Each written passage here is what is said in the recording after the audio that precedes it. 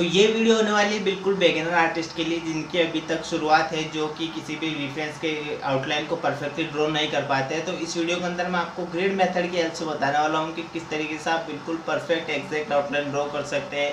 कौन कौन सी मिस्टेक आपको आउटलाइन ड्रॉ करते टाइम नहीं करनी है, जिससे कि आपका आउटलाइन जो है इस तरीके से बिल्कुल इस तरीके का हो जाता है।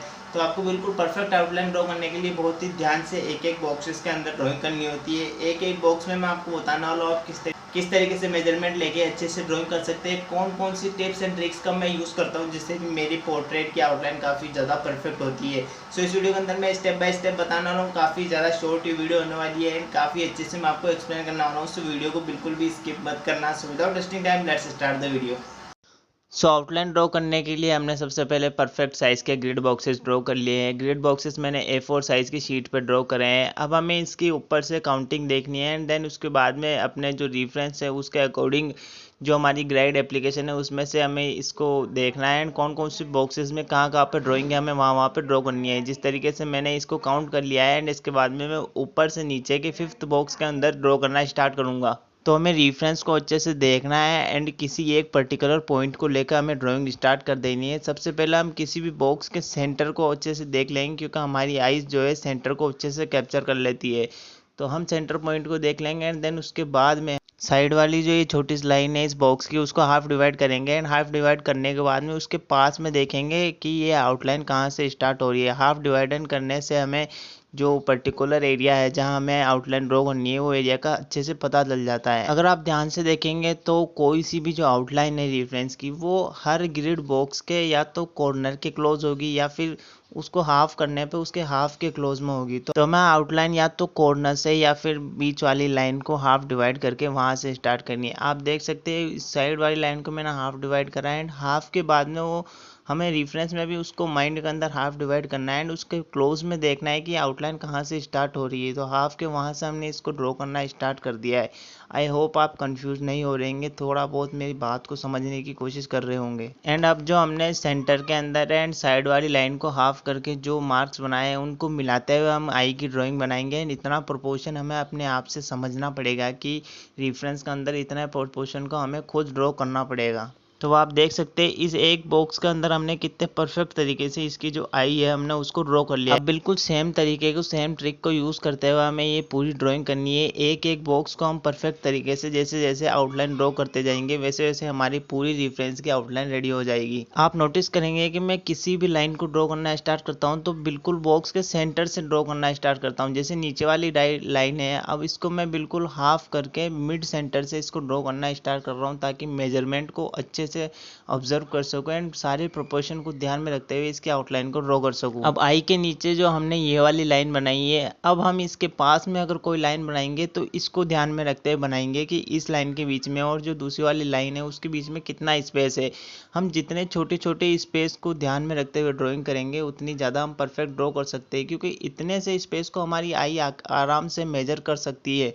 लेकिन हम अगर इन्हीं लाइंस को दूर जगह से या बिना ग्राइड के बॉक्स के ड्रॉ करते हैं तो उसके लिए हमारी आई को ज़्यादा प्रॉब्लम होती है, उसको ऑब्जर्व नहीं कर पाती। सबसे बेस्ट टिप हमारी आउटलाइन ड्रॉ करने के लिए यही है कि हम किसी भी आउटलाइन को अगर ड्रॉ करते हैं, किसी भी लाइन को ड्रॉ करते हैं तो हमें उसके पास वाली जो भी आउटलाइन होगी उसको देखते हुए सारे स्पेस को एंड पर्टिकुलर जगह को मेजरमेंट करना है ताकि हमारी जो आउटलाइन है वो काफ़ी परफेक्ट हो सके।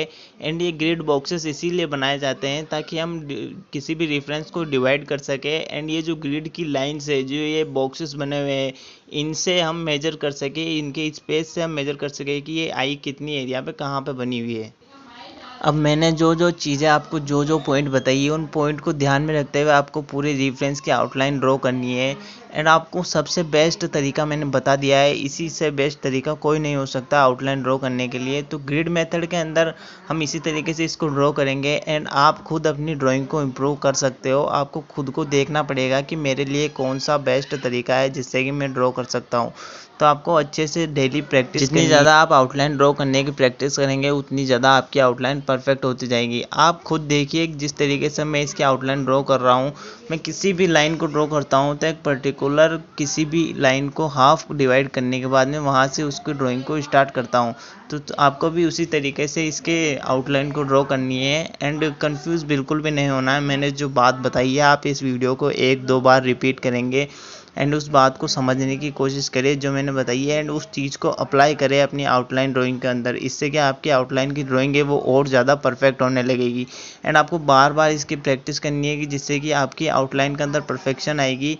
एंड एक बार में नहीं होगा, आपको बार बार इसकी प्रैक्टिस करनी ही पड़ेगी, तब जाके आपकी ड्राइंग परफेक्ट हो जाएगी। एक बार में मुझसे भी नहीं हुआ था। ग्रिड मेथड एक्चुअल में यही मेथड है जिसकी वजह से हम अपनी ड्राइंग को ईजी वे में कर सकते हैं। ग्रिड मेथड एक्चुअल में इसी तरीके से वर्क करता है, जो अपनी जो रेफरेंस होता है उसको डिवाइड कर देता है बॉक्सेस के अंदर, जिससे कि हम उसको ड्रॉ करना ईजी हो जाता है।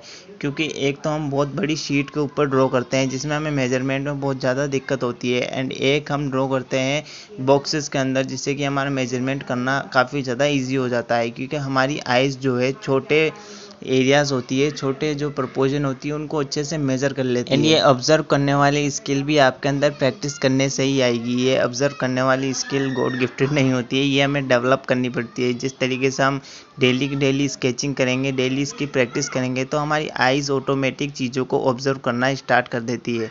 अभी देखो ये वाले जो हेयर के स्ट्रोक्स है वो कितनी ईजीली मैं कितनी जल्दी जल्दी से लगा रहा हूँ, क्योंकि इनके अंदर ज़्यादा हमें प्रोपोर्शन की ज़रूरत नहीं है। क्योंकि हेयर के जो स्ट्रोक्स होते हैं, हेयर जो होते हैं वो वेवी हेयर होते हैं, तो वो किसी भी डायरेक्शन में जाते हैं, तो हम इससे थोड़ा सा मिस्टेक भी हो जाए तो कोई प्रॉब्लम नहीं है, क्योंकि हेयर की वेव्स ही चेंज होगी खाली।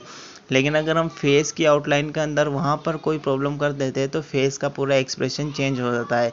सबसे ज़्यादा इम्पोर्टेंट फेस के एक्सप्रेशन के अंदर आइज़ एंड लिप्स ही होते हैं, उनसे ही पूरे फेस का रिएक्शन डिसाइड होता है। तो हमें आइज़ और लिप्स को ड्रॉ करने में काफ़ी ज़्यादा ध्यान देना है, एंड अपनी आउटलाइन को काफ़ी परफेक्ट करने की कोशिश करनी है।